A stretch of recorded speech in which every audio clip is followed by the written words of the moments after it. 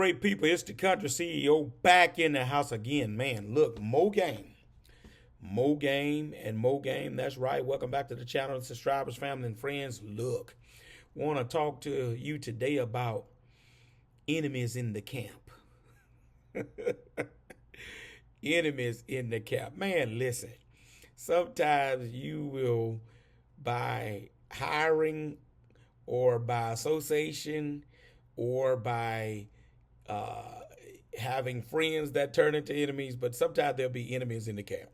What do I mean by that? Meaning they may work for you, they may be friends of yours, but they're in your surroundings and then they are periodically in your presence.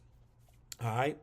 And unbeknownst to you, for a while, maybe you don't know that they're an enemy.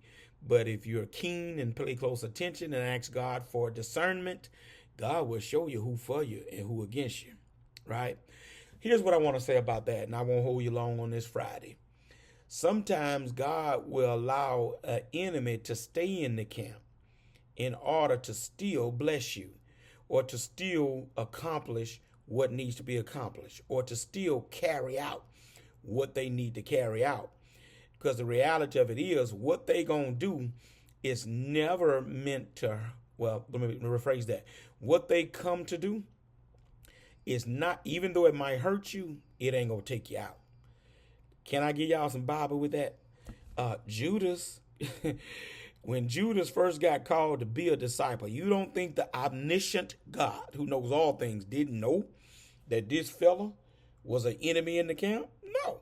Biblical record supports the fact that it was known that Judas would, at the appointed time, betray God behind some money, a few pieces of silver, right? And so you remember at the Last Supper, Jesus told him, go ahead and do what you come to do, right?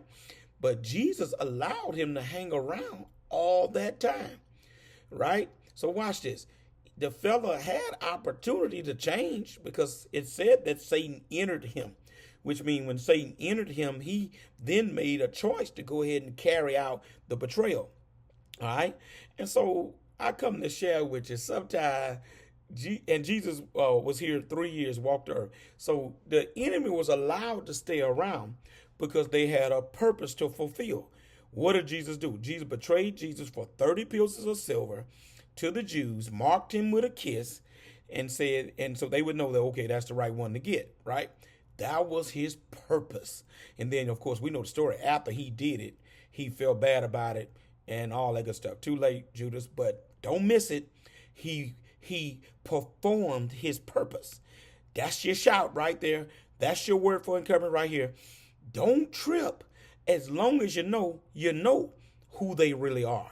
And then you be cool and sit back and and just hang tough until they do what they've carried out. Because see, God will take an enemy and bless you. We needed the fella to go to Calvary, to die, to be buried, to rise again.